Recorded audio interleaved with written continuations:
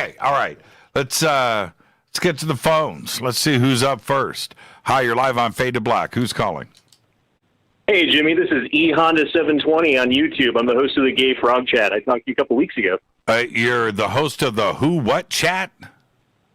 It's called the Gay Frog Chat. Play on words, kind of. We talk about conspiracies and UFOs and government stuff that's going on and all that. Okay, all right. Your name's Ian? I'm sorry, it's eHonda, like the guy from Street Fighter. eHonda. Okay. Yeah, a guy from Street Fighter. Okay. Big fat guy, you know? Well, I never did. I did Street Fighter. Man, we're talking about decades. Okay. Yeah, I'm old too, man. I'm right there with you. Yeah. We're talking about decades. I love Street Fighter. It was something that I always wanted to, and we can move on, but I always wanted to get the home version of it, right, instead of the arcade, and yeah, and go at it with Rita, right? But she won't do it. I even suggested let's get a boxing game.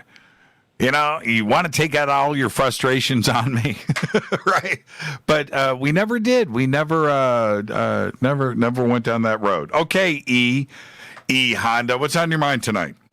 Yeah, I feel you, man. All my friends just want to play shooting games. They don't want to play the fighting games. They're afraid. Yeah. But today, I went to the unemployment office. I've been unemployed for, it's been 10 weeks now since I've had a job. Right. And I've had, let's just say, a small issue that had to be resolved with unemployment. And I've called them several thousand times in that 10 weeks, trying to get a hold of someone. Can't get a hold of anyone. Finally today, I was like, hey, everything should be open, so I'll just go to the unemployment office and drop some stuff off to somebody and talk to somebody. Nope, they're still closed. So I was looking into it. Did you know that over 50% of people who filed for unemployment have yet to receive a payment? I think half of the country with the checks from the Treasury are still waiting for their money too, as well. So. Correct, but I'm saying of all of the people who have applied for unemployment currently, it's over 50% have not received a dime. Yeah, well, that's what I'm trying to say, E Honda, is that on the Treasury side, that should be a billion times easier than unemployment, right? They've already got your data. You know, try not paying taxes. They know where you live then, don't they? Right? Oh, you're talking about that $1,200? Right. And so half of the people haven't received that money either. And so you flip over to the unemployment side where obviously everybody's unemployed right now. I have no idea. What are the rates right now? It's like 30% of the country, right?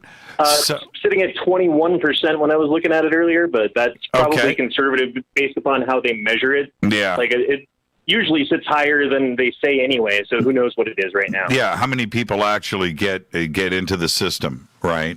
But anyway, 50% of the people that need it the most aren't getting it. Yeah, what do you blame it on? Bureaucracy at this point. I mean, the fact that they can't get their act together to maybe hire a few extra people to take phone calls and get them trained up so that proactively do that a couple of weeks ago, knowing that this was going to happen, have the infrastructure in place or at least the logistics to think about things in the future rather than being reactive, be proactive. What state are you in? Colorado, Denver, Colorado. And so I would think, I don't know, but this is a state level issue, right? This isn't a federal issue. So correct. The state of Colorado, what are they saying about it? Well, that's the thing. You can't get anybody on the telephone to talk to anybody in the department that will answer questions for what you have to ask, right? And so there's no point in calling anybody else. No, it's got to be it's got to be so frustrating. Are they saying anything on the news? Is the governor making statements about how they're going to fix the problems? As far as I've heard, they know that there is a problem, and they've talked about hiring some more people to work in the call center. So they've already they're thinking about doing that. But again, it's being reactive, not proactive. Right. Governor Jared Polis is the guy, and every time he's on TV talking about this stuff, it's everything they're doing that's so good. You know, it's nothing that, none of the challenges that people are facing, and specifically this one, I think, which is, I mean, if you look at 22 million people in the last couple of weeks have filed for unemployment, and 55% of those nationwide, that's not just Colorado, haven't received a dime. Right. That's insane. Is it going to be backdated? Supposedly, once they finally catch up to it, you should get all of that money, you know, as long as money is still worth money and the treasuries don't empty out before they get to you, I guess. Well, more important than that, I want you to be alive by then. You still have to eat and pay rent and keep up with the rest of your life. That none of that goes away, does it? Yeah, I've been selling stuff. Thankfully, I've been making a little bit of money on YouTube through super chats and donations and stuff like that. But really, it's not very much compared to, you know, having a job. Right. I mean, right. Which I had for the past 7 years straight at the same place. So it is what it is. Yeah. Wow. Well, yeah. So many people are in your position, you know, and you know, certainly with you know, Fade to Black, we are no different than any other small business across this country, and everybody is trying to figure out the best way to move forward. And you know, we're all in this together. You know, we are all in this together. I have heard from so many different people, not only speaking about what you're stating with us right now, but it's also the concerns for the future. I don't know, and I have no clue. I have no idea what it's going to be like for restaurants, you know, that had seating areas, you know, and it's twofold. It's not only the restaurants and the owners and for them to bring the business back, but it's us, the people that now have this fixation in the back of our minds about not only coronavirus, but face mask and social distancing. Are we going to be interested in going out? Are we going to make the changes that takeout and ordering in is the way of the future? You know, I don't know, and it's going to be definitely a combination of the both, right? It's not going to be everybody going back to restaurants or going to sporting events or theaters or rock concerts. It's not going to be like that. Some are.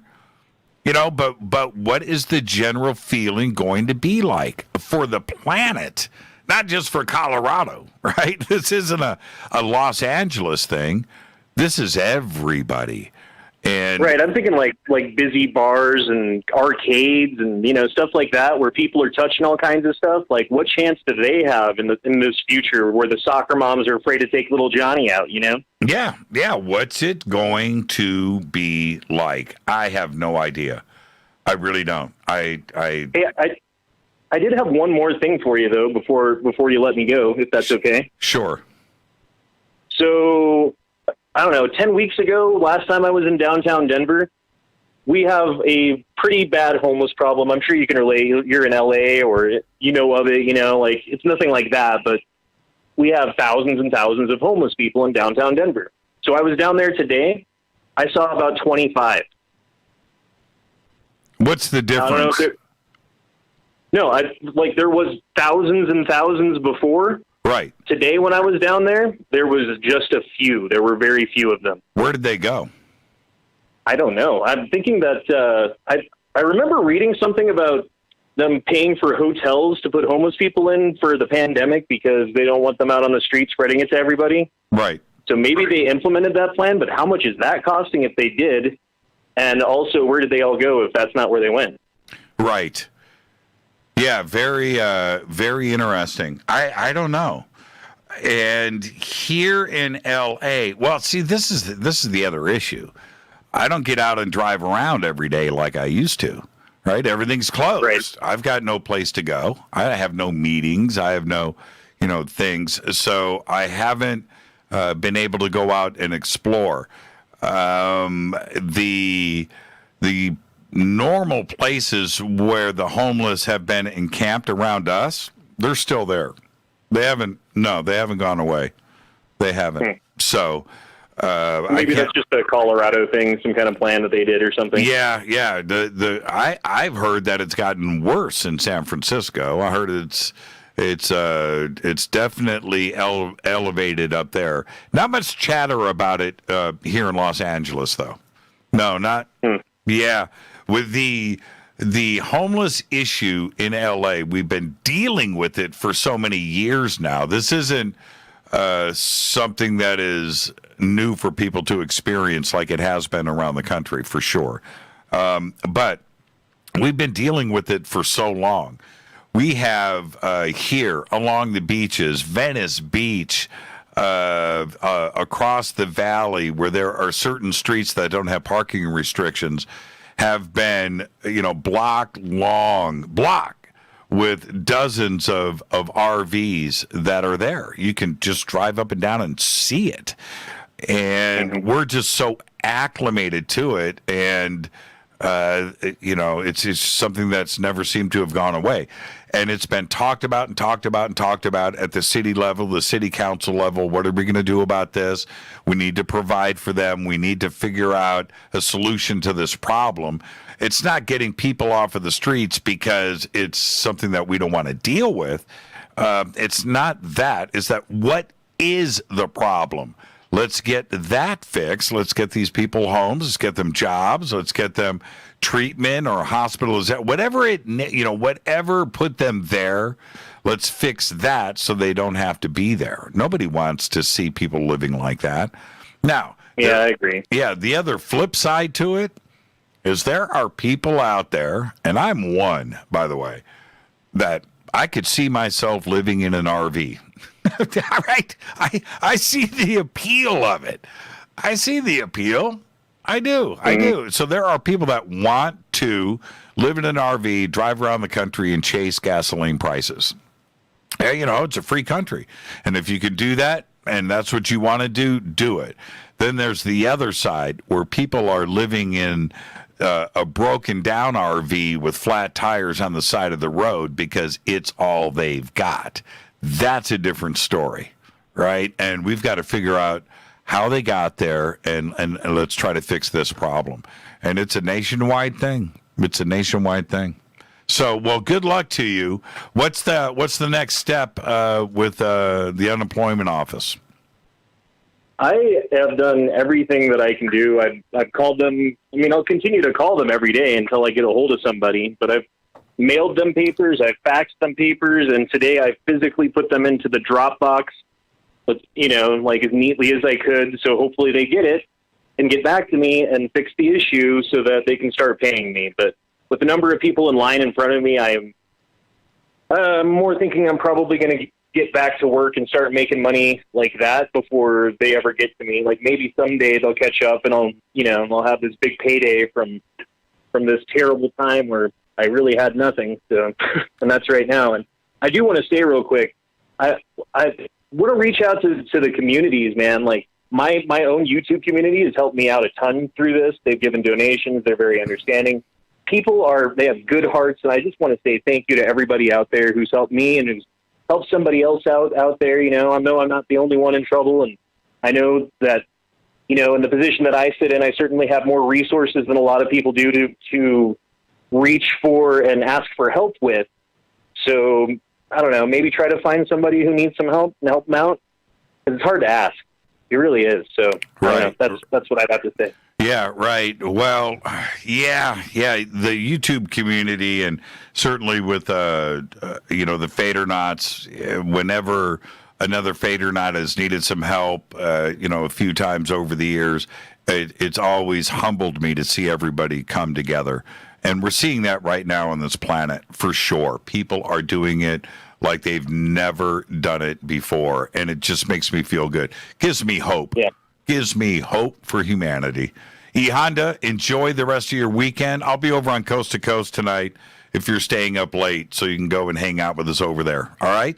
Oh, yeah, man. Hey, I'll send you a tweet with a link to my YouTube channel if you don't mind. Yeah, do it. I'll talk to you. Thank you, man. All right. Thanks, brother. Talk to you. E Honda out there in Denver. Yeah, it does make me wonder about what is actually going on out there. When you hear about 21 million, another 5 million today, and another 5 million here, that's a lot, right? It's and you can't have 50% of 21 million people who are absolutely feeling the crunch of this, not getting any assistance. You just can't. It can't be that way. It can't. Let's go back to